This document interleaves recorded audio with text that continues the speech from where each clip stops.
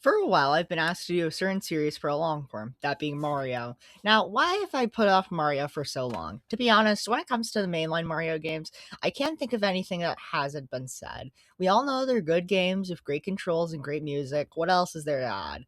I'm not saying it's bad, but I don't really know what to add. That rhymes. With that said, I then steered my gaze toward the second hugest Mario series, the Mario Kart games. So I decided, hey, why don't I give a try ranking these? Now, since I like going to the roots first, I settled my sights on on Super Mario Kart for the SNES. So that's what we're doing today. But before that, some rules. One, we will not be doing the special cup. My reason: I'm a wimp and don't want first place on the harder difficulty. Second, yeah, that's it. I played all tracks at 50 and CC and 100 cc to fine tune my ranking, and at the end, I'll factor in each cup, and we'll finish off with the OCE ranking. Let's start. Ghost Valley 2, the most uninteresting, boring, lame course ever. I don't like neither of the Ghost Valleys as you see coming up.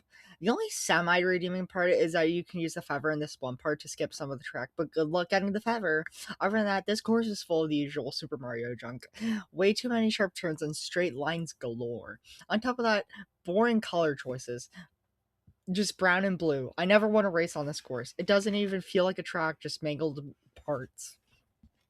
Bowser's Castle 2 is full of the same junk that makes Ghost Valley 2. However, shortcut that's not needed, but here it's worse because it's longer and tricks you into thinking it's an actual part of the track that connects. It's not. You also have these really sharp turns that can throw you off. And the end portion is just one boring straight line with thwomps, which, oh boy, I sure do love waiting for these things to take their sweet time going up. This course is just a sliver better than Ghost Valley 2 because at least the theme and colors are more appealing. Okay, we've made it past the two tracks I hate. Now we're at fine. These tracks are fine. While Ghost Valley 1 is still very uninteresting, it still follows actual track design, more than what I can say about its sequel. Plus, the Feather shortcut is placed at a decent spot this time. With that said, there's still nothing memorable about this course at all, let alone interesting or engaging. Right out the gate, this track hurts my eyes. It's so white, so seeing the racers, the colorful racers, on the white track makes my retinas burn. That aside, this track is also kind of harmless. People hate this course for the ice physics, but honestly, it could be worse. Nothing bad, but nothing good. Yeah, there's a lot of sharp turns you gotta make in this track, and you'll be in the off for a lot. But the mud is fun to drive through, and I like the shortcut at the start. Also, at least the brown is contrasted with some other brown, which makes it more distinct. Also, it doesn't harm my eyes. Also, it's like an actual race course meant for racers to race on. Guys, I need to ask, how did we allow this game to have 4 Mario circuits? 4. 4 of the blandest course in the game. Like, who thought of this? At least Donut Plains has a much better green and ponds. The Mario circuits have nothing. Anyway, Mario Circuit 1 is the blandest and milquetoast of them all. And yet, it's still like an actual course and more interesting than Ghost Valley. I will never end with Ghost Valley. Yeah, I don't get why Nintendo likes remaking this course too. Just like with Mario Circuit 1, there's nothing to do with this track. I prefer it because it's a little more hard in the right ways. Yeah, like all the others, Donut Plains is fine. I like it a lot more than Mario Circuit from a theme perspective. It's got this merch feel to it with the nicer greens and pine. Maybe they could have done more, but well. Again, I know, okay. Boy, oh boy, another boring, uninteresting Mario Circuit. What more do you want me to say? It's just another Mario Circuit. Okay, finally, we're getting to the courses that have something to them. Sure, Bowser's Castle 1 is kind of interesting with it mostly being straight lines, but there's no sharp turns and there's a lot of great flow to it. I love the hops in between the lava towards the end of the track. I don't know, it's just a fun course to race on. As I said in Donut Plains 2, I like the theme a lot. Donut Plains 1 is way better because it's got a bridge, which I think is cool. The main thing that makes me prefer Choco Island 1 over Choco Island 2 is that the turns are much more forgiving. I still like the theme, the mud's fun, still a course. And now we head to my top 3 courses in this game. There's so many things I love about Koopa Beach. I love me a good beach. They're so calming and relaxing. This track nails a trip to the beach. If you couldn't tell, my least favorite thing about this game is the borderline unfair short turns you have to make that plagues a lot of the tracks. You know what Koopa Beach is? A circle. And you know what circles have? Curves, not sharp turns. Aside from that, I just really love how this track encapsulates tides. Some beaches during low tide have these islands that you can walk on, which this track represents greatly. So yeah, great theme, fun to race on, really fun. Oh yeah, Mario Circuit 2 at number 2, haha. I know I've criticized these courses for the bland theming, but Mario Circuit 2 gets away with it by having this huge jump. Not only is it just a really cool set piece, but it's made even cooler if you got a mushroom. Time it right and you get even more speed.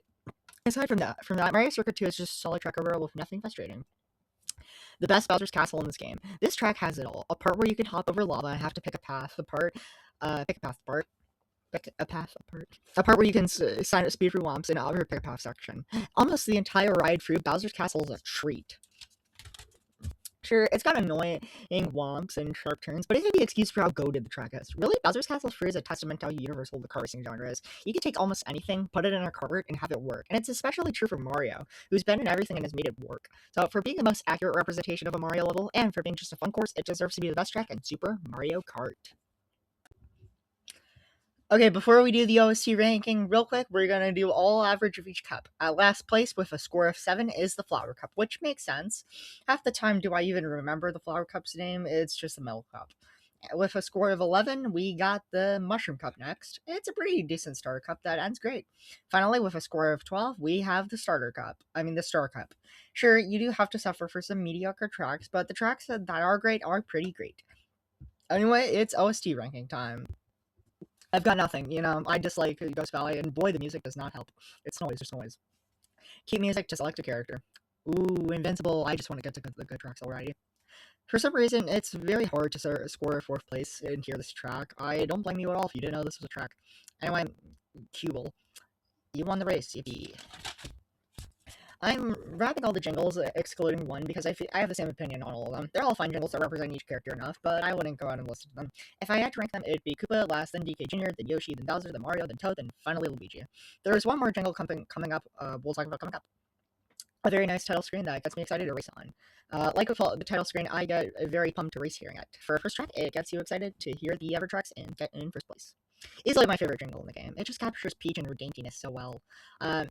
When hearing it, I just imagine Peach being a fair sport after she wins and saying good game to everyone. Just has this innocence to it, A pretty cheery and upbeat song, but it is kind of forgettable, especially by top 4 standards. Still, a smile is required and given when I hear it. And here we are, playlist material. I should preface by saying, depending on how I'm feeling, any of these tracks could be number 1. Donut Plains is so infectious. It's heavily carried by the Whistleman's noise, raise and pay for this. But even still, the melody is so playful and deep. Just listening to it makes me think of the pond and the monkey moles jumping. And look, it's just in my head now. Boo doo boo boo, boo doo boo boo, boo doo doo doo doo doo doo doo doo. Sorry. Kind of funny how we've gone from 2 Whistleman tracks back to back. Donut Island is a sequel to Donut Plains in a way. It still has that upbeat vibe to it, but it also has this cavey feel to it. Both songs are infectious and get stuck in my head. While I love both, I think I prefer Chocolate Island for its theme. Still, both are phenomenal. Ghost Valley done right. A rock kick hard track that encapsulates Bowser's Castle. It's saying being wary is for losers. Yeah, be faster, your head will be burned. Really gives off final track well. It's just beach music. If you know me, I love me a good beach tune. It just captures beach music so well. I can totally see myself listening to it while lying down. It's upbeat, happy, calming, everything I love about beach and Mario tunes as a whole. Anyway, some remixes. Check out Smooth McGrew, Super Sunduri's music, and Jario Alt's remixes. Well, that's all for me. Thanks for watching.